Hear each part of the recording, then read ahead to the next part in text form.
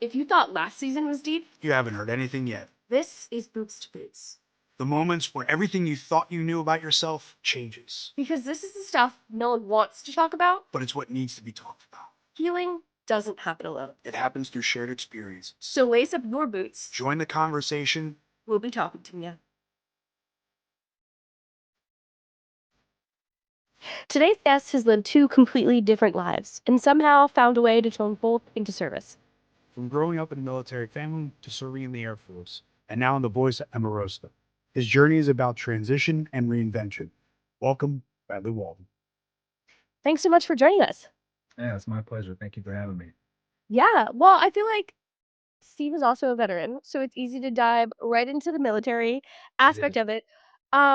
You grew up in a military family and you were a military brat. So did they expect you to also go into the Air Force?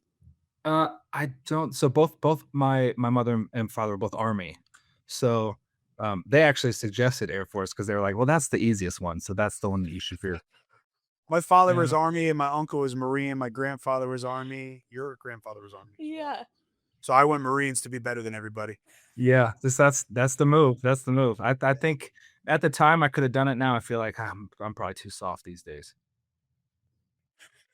No, you're okay. Yeah. We're okay with Air Force. Yeah, that's Yeah. okay. I said to Steve while we were prepping for the interview, like, it feels like we've actually had way more Air Force veterans on than any other branch. So I feel like Yeah. kudos to you for wanting to talk about it. Yeah. It's been like 20 years since I was in Baghdad. Like Oh my so goodness. like 20 years this year. I was talking to an old buddy I was in the fire department with, and so it's crazy to reflect on that long ago. Yeah. Well, I know you said Air Force because your parents said it was the easiest, but why the Air Force? And like what's shaped you from your experience in the Air Force to now in life? Obviously I didn't join because I'm like, oh, I want to serve. Like I just didn't. That's just not why I joined, because I was doing nothing. Like I was in a small town in Indiana, like working at like a Home Depot, and we had a family friend who was like, you need to get it together. Or you're just going to be a bum in this town forever. And he was right. And so, it was a big culture shock, and just kind of honed me into, being a better person, or being at least a socially acceptable person. Well, I would say like my experience in the Marine Corps kind of like got me cultured more to people outside of my hometown in New Jersey. And then like you meet all these different people and different backgrounds from all over the country, and then you deploy, and then you meet all these other different cultures, the Brits and the Romanians, and like we worked with a bunch of them. So it's just like you start to just kind of normalize with the world instead of just that like bubble that you were stuck in, and especially being from Yeah. Indiana. I'm assuming you're a country boy. I was, yeah. I mean, the first set of abs I saw was in basic training. I'm like, I've never seen those before, brother. You said you deployed to Baghdad. Yeah. Steve was in Afghanistan, so I feel like let's talk more about that. Both of you. Yeah, so I signed up. I was a firefighter, so I was fire protection the whole time. So you're not. I safe to say I was, safe behind some walls the entire time, but um, a lot of my time, I found, obviously it was like 2006. Ugh, that's hard to say. Uh, yeah. And we had a rotation out there at Sather Base in Baghdad. I don't even know if that's still there. But yeah, just I mean, you've been out there. It's a lot of hustle and bustle, and then just sitting around waiting for something to happen. Yeah. Everything's a hurry up and wait game. Yeah, Yeah. which I had this question like way later, but I feel like Steve talks so much about how the military and wrestling are similar with like the hurry up and wait lifestyle. And I feel Mhm. like that is probably a lot of what you're doing now as a musician. And so do you feel those similarities in the two? Yeah, I mean, our industries are so similar, being in the professional wrestling world and being in the music world. Like you have to, you have to make call for setup. You have to, if you have a meet and greet, you have to be there, and then you're kind of waiting for your time. If we have to load in at a venue at 12, we're still not playing for like 9 hours. So there's a lot of just sitting around and waiting. Yeah. Yeah. Yeah. And that's always the same as our days pretty much at television, if it's whether it's live or tape, that you're just there from usually call time at noon till about 11, 12 o'clock at night. And by the time you're back to your hotel room, and sometimes you have pre-tapes later on to do at the hotel, which I just did this past Atlanta tapings for TNA. And it's kind of crazy that like you just nobody realizes how much goes behind the scenes where it's like you get those 4 or 5 minutes or you're set however long that is, like whether it's a segment on television or on stage, you do it real quick, and then the rest is just mostly all the grunt work that ever goes into Yeah. it. Yeah, a lot of, for us, obviously, especially on a tour, it's a lot of driving because I don't know if you're doing many live shows these days, like house shows, but when we have, when we're stuck there and we have a 5 or 6 day stretch, it's all right, let's drive 9 hours, get in, get it done. You're still like you're being social, you're interacting, it's all the job. You get to the hotel for not very long, and you might have to drive 2 3 hours just to make the drive for the next day to make sure that you're at load in time. So it is a it is a grind still. Yeah, I was just talking to someone about how we only work like for wrestlers, like we work a 40-hour, 50-hour, 60-hour week in like 48 hours. Like our whole work week that normal people invest Monday through Friday in happens, for me it's on a Saturday. For Steve it's on a Thursday. And that's it. And so it's like, no, we're just as exhausted, but like just one day. And people just don't understand that. And so, I mean, we kind of got ahead of ourselves here, but let's talk about transitioning out of the military into becoming a musician with your band Emarosa. Was music Sure. something you knew you always wanted to do? Was that an interest while you were still serving, or how did you kind of fall into it? Thanks for asking that. I grew up. My parents separated pretty early, so I grew up just raised by my mom, and so I was raised on like Michael Jackson, Janet Jackson, Shania Twain, like pop, like that was what I was raised in. And so I loved performing as a kid, but small town in Indiana, you really don't you don't it's rare that you get the opportunity to chase a dream. Not that I even knew it was a dream until much later in life. I I got home on leave after Iraq, and I'm singing. I'm maybe 21, 22, singing karaoke, singing with my family. Drunk at some random bar. Chili's or Pinola. Applebee's. Yeah, yeah.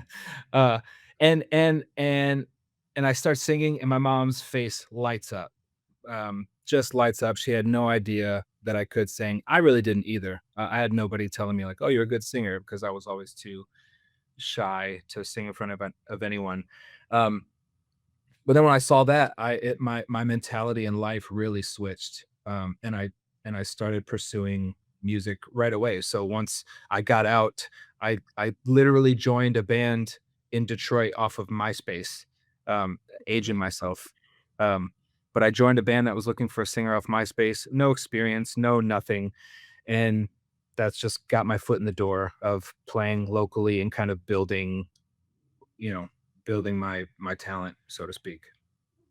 Yeah, so then how did you so I know you, did a little research, and you feel free to correct me if I'm wrong, but Emarosa lost their singer, Jonny Craig, and you kind of took over, his position. So, like, how did that come about, and, like, how did it feel Sure. kind of almost I don't wanna say replacing somebody, but replacing somebody in an already Yeah. established band? Right. So it's a tricky area because they had parted ways in like 2000, maybe 10. Uh, and my dates are hazy. And then they were gone for like 4 years, um, and kind of just disappeared. They were all working at Jimmy John's in Lexington, Kentucky, um, just to kind of get by. And they had asked me to join like a year prior, and I turned it down for the reason of like I just didn't want to jump in and replace anybody because that was going to be rough. Um, and then a year later, they had asked me to reconsider, and things weren't really moving for me the way that I wanted them to be. And so I did reconsider. And so I joined in 2013, and then we recorded our first record, put it out in 2014, and then it's been kind of going ever since. And I know you guys as a band have gone through a lot of different cultural changes, and Yeah. that transition from that hardcore route to then pop rock influence, like that you brought to the band. So how have you and your bandmates kind of navigated that transition? And then how have fans kind of like just, I don't know, come to terms Adapted with to that it. and Yeah. adapt to it? Yeah. Well, I think some have adapted and some haven't. Okay. Which is fine. That's going to happen with growth. There's people that are going to come with you, and there's people that just want to listen to stuff that they, when they were 15, and they're just in that taste freeze. When I joined the band, I tried to make what I thought the fan base would want, and that backfired because a lot of people love that record, and I'm thankful for the opportunity, but I don't, because it was inauthentic to me. Um, Mhm. and so then with the record following that, we kind of tiptoed. It was a more alternative rock, more than it was post hardcore, whatever you want to call it. And again, this is, you know, um, 13, 14 years ago. So um, uh, through that progression, also just with members, 15 years is a long time to do this, to do the same band. And some people are like, I just don't want to do music anymore. Some people, people come and go, and so the music changes with that. The one constant has always been that's his name, Ernest Ray White. He started this band in high school, and he's been here since day one. Mhm. So him and I really steer the ship now. um, and when we went to do our 2019 album, Peach Club, we really decided to just flip the script and abandon, the 2010 version of this band, because it was different. Uh, and then the things were going really well. Pandemic happened. I don't know if you guys heard about that rough Oh, time. sure. The big blur. Yeah. Uh, Came back, put out a record. It did not do really what we wanted it to do, but we really had to get back on our feet. I think most bands did after that time. Um, and it's only honestly now that we are seeing like the real follow up to that successful album. So it's been making the transition into this world that we're making now, because that's what honestly I'm it's what I grew up in, and I've been in this band the second longest of anyone ever. So it's within my right to kind of make the music I want to make. Yeah, well, and I think that obviously, like, such a theme of our podcast is like adaptation and reinvention and navigating through that. I think it takes so much courage to come into something already established and say, this is not what's working anymore. Yeah. And this is how we're gonna like reroute and refigure it out. And I feel like wrestlers had to do that a lot during COVID as well. And it's even just wrestling in general. Like normally when you start out training, you have an idea and then somebody tells you along the line some different type of version of you, and then you grow off of that. But then originally you go back to everything that you originally were doing in wrestling. Yeah. And that's the fun part is like you have to go from the heart. It's the same in wrestling, and I assume it's the same within music, where there's so many similarities with that, where you can just you have to put yourself into it, because if you're not believing what you're saying or what you're singing or what you're doing physically in a ring, nobody's gonna believe it. Yeah, it's that exaggerated version of yourself, right? And Yeah. and so for a long time I felt like I was not being any version of myself. And now I'm being that exaggerated version. Well, with being an exaggerated version of yourself, then is there any songs that you have written that are from you and your military experience, or just that one song that stands out for you that you want the whole world to know is just about you? No, no. Okay. We're not going full Johnny Cash. I've definitely written some experiences that, if you knew the story, that there's some things there, but it's definitely not things I want to be public knowledge. Gotcha. Yeah. Yeah. Yeah. Well, it's funny because like as I was so like I said before we started filming, like Steve is just the pretty face here. I do all the prep work. But as I was reading to him about you and we were listening to some of your music, he was like, "Oh, I got to ask him like Johnny Cash was in the Was in there. was in the Air Force and like maybe there's similarities." And I was like, "Dude, Everything is always I always relate everything to pop culture, movies, references, and yeah. it's just like she was like he's Air Force and musician. I'm like Johnny Cash. Yeah. Sorry, that So, just comes to mind. ironically enough, this band, we're we bonded initially over pro wrestling. Like we are Oh my gosh. we're the very first so the very first one of the very first songs that we wrote is called on the album in 2013 14 is called Say Hello to the Bad Guy. Because always and on our new album, the very first song on our album that comes out next month, we Scott Hall's Hall of Fame speech is like at the beginning of the album. I didn't get that permission, so don't tell anybody. But uh, Oh my gosh, that's awesome. That's pretty cool. I had no idea. So talk to us about that new album then, because just around the time we release this episode, it'll be Out. out. Yeah. yeah, so I think that the album comes out April, I think 24th. Um, and yeah, it's called High Horse Heaven. We backstage we call it Triple H. Um, but yeah, the very first song on the album, I sat down to write what I thought would be the closer. Uh, and I had just rewatched the Hall of Fame, and I was like, I wonder. And it's a song called "The Edge," which is out right now. You start that song, and I have some piano with that speech playing before the song starts because I thought it was just like fantastic way to end the speech. Yeah. Oh, that's so cool. I didn't like just adds another layer to this whole conversation. Yeah. But to bring it back then to the military, like, are there still I've learned so much through Steve, like, there's still pieces of him that will never like, military Steve that will never Oh, leave him. Yeah, and is there pieces that you still bring to your music or on the stage or in your preparation to tour with you? And then also, like, maybe are there pieces of wrestling you bring with you into that? Yeah, I think when you're in the military, there's forever, depending on when you go in, especially in your youth, you really get formed. You know, uh, uh, I feel like I tell you what, I will never be late. My punctuality is I. There's not a chance I will ever be late to anything in my life, to the point where it's annoying to like the music industry people because they're late to everything. Um, and, and so I think just a a general demeanor in life or who I am as a person or the way that I handle people, I can attribute that, very much to it, in my opinion, being raised well, but it really gets driven home like just a manner of respect um that I gained like from being in the military. Hey guys, if this was a conversation you needed to hear today, let us know. Like, subscribe, and leave us a review.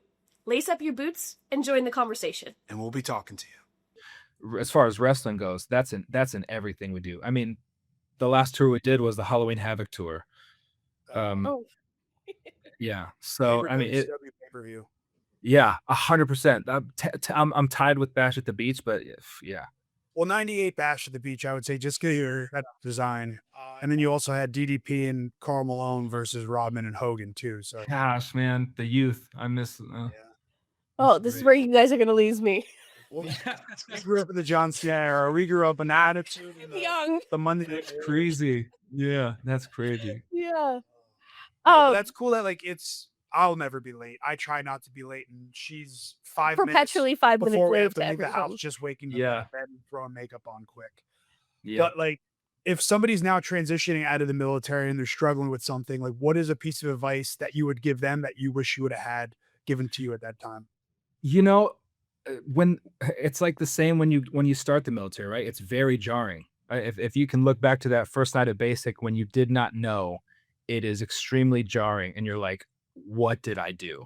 And you get out, and your whole life has pretty much been. You have a calendar of what your entire life is, and you learn to get some freedom. And a lot of people, you see people going to tech school. It's like when you got into tech school, you have too much freedom, and you see all these people, blowing all their money that they made off of basic.